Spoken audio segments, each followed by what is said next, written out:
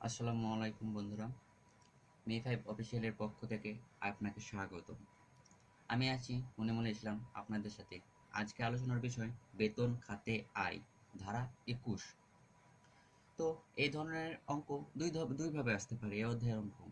প্রথম হচ্ছে সাধারণ বেতন। সাধারণ বেতন মানে প্রতি মাসে বেতন দেওয়া থাকবে। আর 2 নাম্বার হচ্ছে বর্ধিত বেতন, মানে বেতন বৃদ্ধি পায়। বেতন বৃদ্ধি পায় কিভাবে বুঝবো? যদি 20,000 বাই 1,000 গুণিত 10 বাই 30,000 এইরকম কোনো কিছু দেওয়া থাকে, তাহলে সেটা আমরা বুঝে নেব বর্ধিত বেতনের অঙ্ক বা বেতন বৃদ্ধি পেয়েছি তার। তো চলুন আজকে আমরা সাধারণ বেতন নিয়ে আলোচনা করি। তো প্রথমে সাধারণ বেতনে নির্দিষ্ট একটি ছকে বা কাঠামোর ভিত্তিতে অঙ্কগুলো করতে হয়। তো প্রথমে আমাদের উপরে দিতে হবে করদাতার নাম, আয় বর্ষ, কর বর্ষ। তো বন্ধুরা, আয় বর্ষ কখন দেবো আমরা? যেহেতু তোমরা 2020 সালে পরীক্ষা দিবে বা 21 সালে, সেক্ষেত্রে তোমরা দিবা আয় বর্ষ 19-20। আর কর বর্ষ হচ্ছে 20-21। বেতন খাতে মোট আয় নির্ণয়। এইটুকু, এই যে ছকটুকু দেখতে পাচ্ছ তোমরা, এই ছকটুকু দিতেই হবে, মাস্ট বি। এইটুকু হচ্ছে শিরোনাম।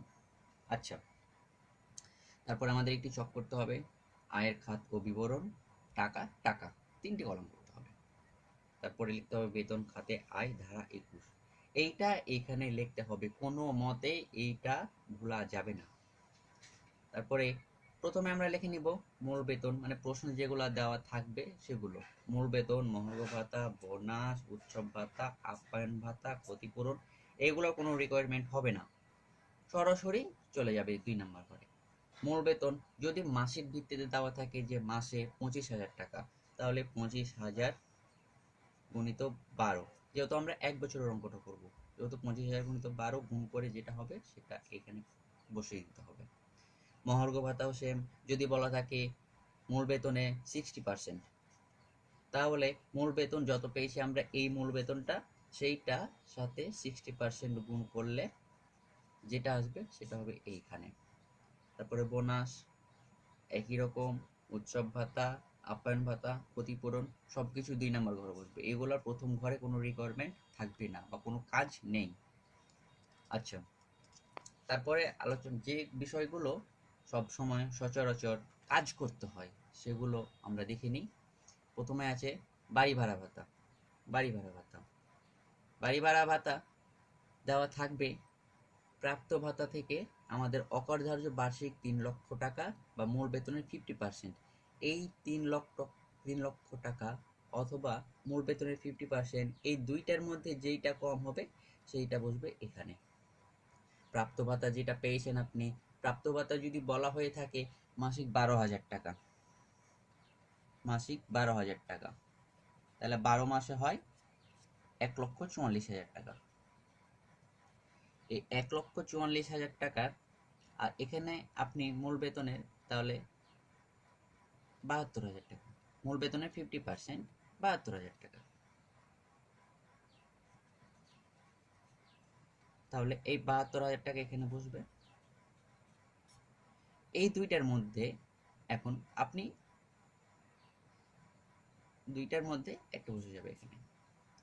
চিকিৎসা ভাতা, প্রাপ্ত ভাতা, চিকিৎসা ভাতা প্রশ্নে দেওয়া থাকবে যে মাসিক 1,000 টাকা বা 2,000 টাকা, তাহলে আমাদের গুণ করে নিতে হবে 1,000 গুণিত 12, আমরা কত পেলাম? 12,000 টাকা।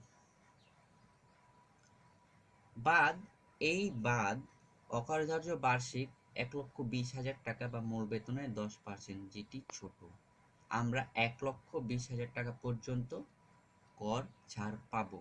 1,00,000 টাকা, 1,20,000 ওপরে যদি হয় সেক্ষেত্রে আমাদেরকে ধার্য করতে হবে, তাছাড়া অকার্যধার্য হিসাবে থেকে যাবে। তারপর আসি যাতায়াত ভাতা।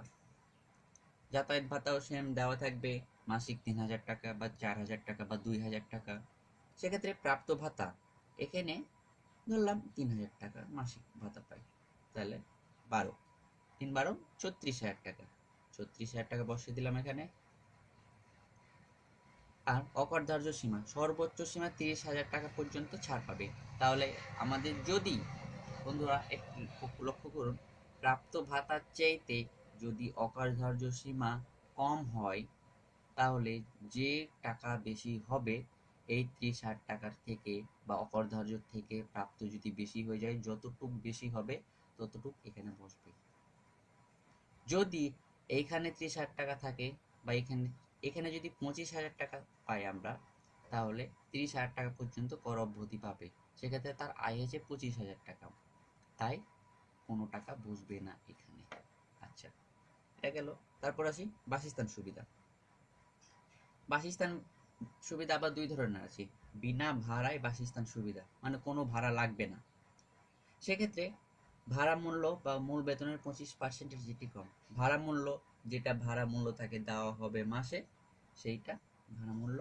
আর অথবা মূল বেতনের 25%, আমরা যে প্রথমে মূল বেতন বের করেছিলাম ওই মূল বেতনের 25%, এই দুইটার মধ্যে যেটা কম সেটা সরাসরি 2 নম্বর করে চলে যাবে। তারপরে আসি কম ভাড়ায় বা কনসেশন হারে বাসস্থান। কম ভাড়ায় বা কনসেশন হারে বাসস্থান, বাসস্থান মানে ভাড়া কম আপনার, সেই হিসাবে আপনি বাস করছেন এক জায়গায় বা এক বাসাতে এক বাড়িতে, সেক্ষেত্রে ভাড়া মূল্য বা মূল বেতনের 25%-এর যেটি কম এটি। বন্ধুরা এখানে উল্লেখ দেওয়া থাকবে যে কর্তনকৃত ভাড়া কত টাকা ভাড়া কেটেছে, সেক্ষেত্রে আমরা এখানে কর্তনকৃত ভাড়া বাদ দিব। কম ভাড়ায় কনসেশন হারে বাসস্থানের জন্য ভাড়া মূল্য বা মূল বেতনের 25%-এর এই দুইটার মধ্যে যেটা কম সেটা বসবে এখানে। আবার বাদ কর্তনকৃত ভাড়া, কর্তনকৃত ভাড়া এখানে বাদ দিয়ে দেবো আমরা। কর্তনকৃত ভাড়া সেটা প্রশ্নে দেওয়াই থাকবে কত টাকা ভাড়া কর্তন করা হয়েছে, তারপরে এইটা থেকে এইটা বাদ দিলে যেটা থাকবে সেটা পাবো আমরা বাসস্থান সুবিধা এখানে। তারপরে আসি বন্ধুরা যানবাহন সুবিধা।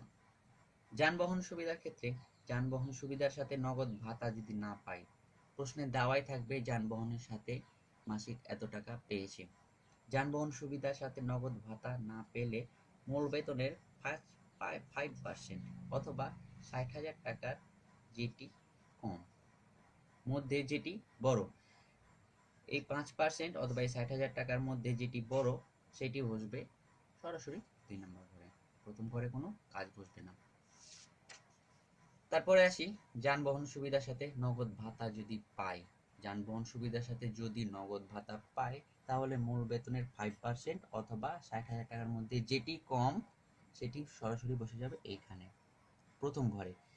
এর সাথে নগদ ভাতা পাবে, নগদ ভাতা যেটা পাবে সেটা নগদ প্রাপ্ত ভাতা এর সাথে যোগ করে সেটা হলো 2 নম্বর ঘরে চলে যাবে। তারপরে আসি অনুমোদিত ভবিষ্যৎ তহবিলের সুদ। অনুমোদিত ভবিষ্যৎ তহবিলের সুদ কি?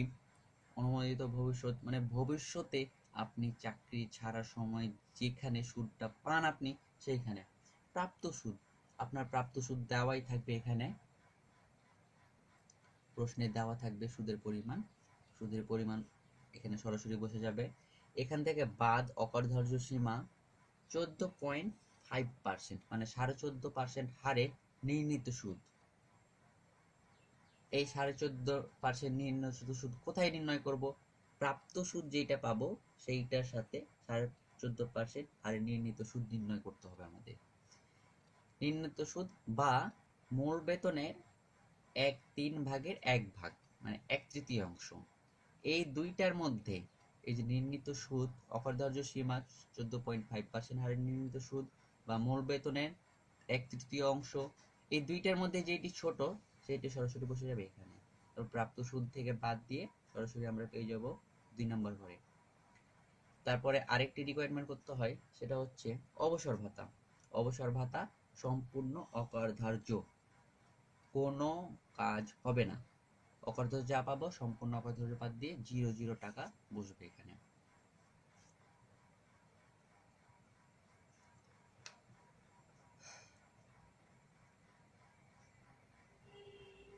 তো বন্ধুরা এছাড়া যত প্রকারের আয় আছে তা সরাসরি 2 নম্বর ঘরে বসে যাবে।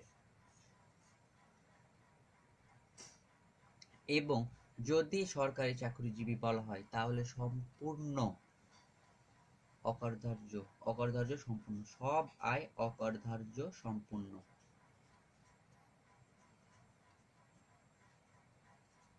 সম্পূর্ণ। তো আমরা এইটা গেল বেতন খাতে আয় নির্ণয়। এবার আমরা শিখব এর সাথে আরো দুইটা রিকোয়ারমেন্ট করে শিখতে হয়, সেটা হচ্ছে বিনিয়োগ ভাতা ও কর দায় নির্ণয়। বিনিয়োগ ভাতা একটি নির্দিষ্ট শখের মাধ্যমে অঙ্ক করতে হয়। এই নির্দিষ্ট শখটি আমি এখানে তুলে ধরেছি এবং আমার হ্যান্ড নোটে সুন্দরভাবে উপস্থাপন করা আছে। আপনারা চাইলে আমার হ্যান্ড নোটটি সংগ্রহ করে নিন এবং যারা আছে তারা আবার মিলিয়ে নিন। প্রথমে আমাদের করতে হবে জীবন বীমা প্রিমিয়াম। এটি প্রশ্ন দেওয়াই থাকবে যে জীবন বীমা প্রিমিয়াম এত টাকা। জীবন প্রিমিয়াম যদি সরাসরি দেওয়া থাকে, কোনো কিছু না দেওয়া থাকে, তাহলে আমরা সেটি সরাসরি এই 2 নাম্বার করে বসে যাবে। আর যদি লেখা থাকে জীবন বীমার প্রিমিয়াম ব্র্যাকেটে পলিসি মূল্য 1 লক্ষ টাকা বা 1.5 লক্ষ টাকা, তাহলে এই কাজটা করতে হবে। সর্বোচ্চ সীমা বিমা মূল্যের 10% বা যেটি কম।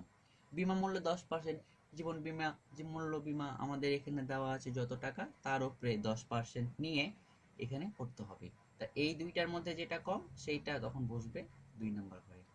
বন্ধুরা, যদি পলিসি মূল্য দেওয়া না থাকে প্রশ্নে, তাহলে এই সর্বোচ্চ সীমা বের করতে হবে না। আর যদি পলিসি মূল্য দেওয়া থাকে, তাহলে সর্বোচ্চ সীমাটা বের করতে হবে।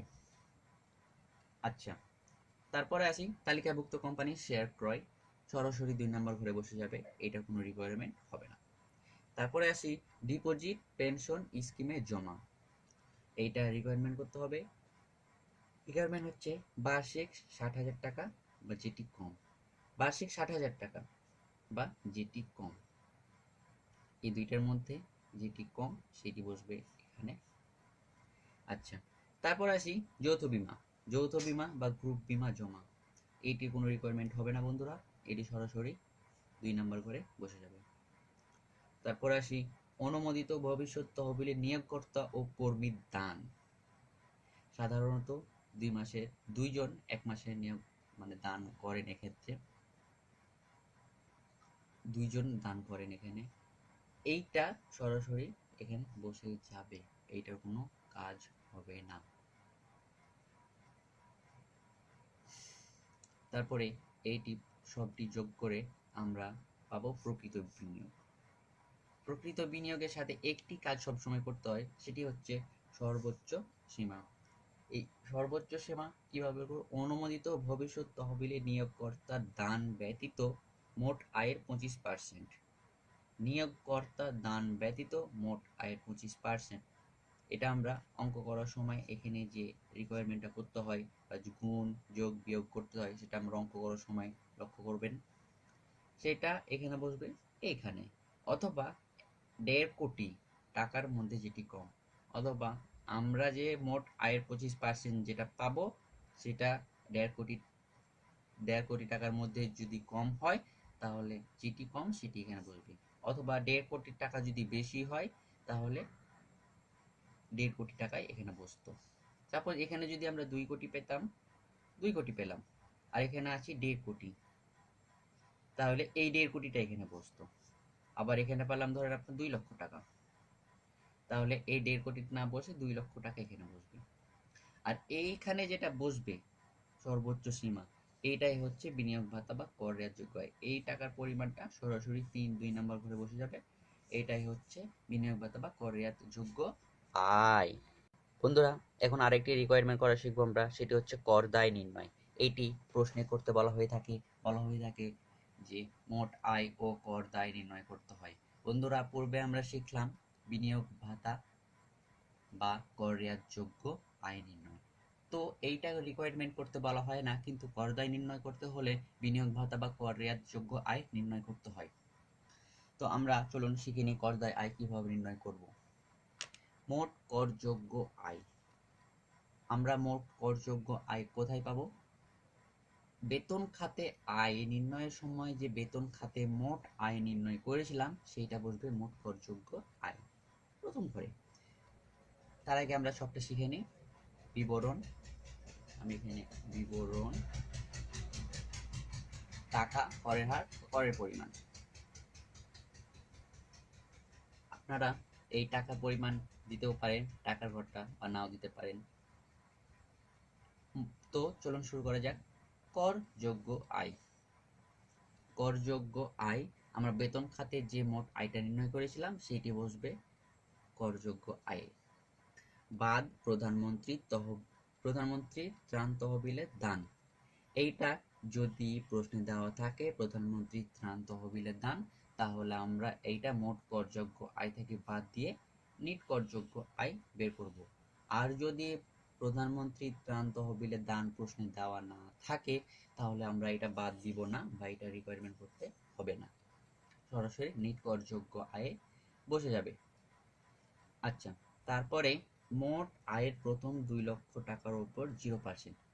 বন্ধুরা, যদি আমাদের মোট আয় 2 লক্ষ টাকা হয়, বা মোট আয় 2.5 লক্ষ টাকা হয়, তার উপর 0% আমাদেরকে কর নির্ণয় করতে হবে, আমাদের কোনো কর লাগবে না। যদি 2.5 লক্ষ টাকার বেশি ইনকাম হয় তাহলে পরবর্তী 4 লক্ষ টাকার উপর 10% আমাদেরকে সুদ দিতে হবে, কর দিতে হবে। পরবর্তী 5 লক্ষ টাকার উপর 15% কর দিতে হবে। পরবর্তী 6 লক্ষ টাকা পর্যন্ত আমাদেরকে 20% কর দিতে হবে। আমরা অঙ্ক করার সময় এটি সুন্দর করে বুঝে নিব। এই টাকার পরিমাণটি, এই যে 15%, 20%, 10%, এগুলো কোথায় থেকে নির্ণয় করবেন আপনারা? নিট করযোগ্য যে আয় পেয়েছেন সেটার উপরে 10%, সেইটার উপরে 15%, সেইটার উপরে 20% নির্ণয় করে টাকার পরিমাণগুলো বসিয়ে দিতে হবে। এই টাকার পরিমাণগুলো যোগ করে আমরা পাবো মোট কর দায়। এইটার সাথে সবসময় আপনাকে বাদ দিতে হবে বিনিয়োগ ভাতার ওপর কর রেয়াত। বিনিয়োগ ভাতার ওপর কর রেয়াত, বিনিয়োগ ভাতা আমরা কোথায় পাবো?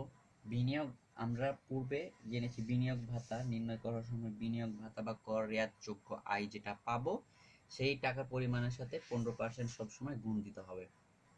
গুণ দেওয়ার পর টাকার পরিমাণ বসিয়ে মোট কর দায় থেকে এই বিনিয়োগ ভাতার উপর কর রেয়াত বাদ দিলে পাবো আমরা প্রদেয় কর।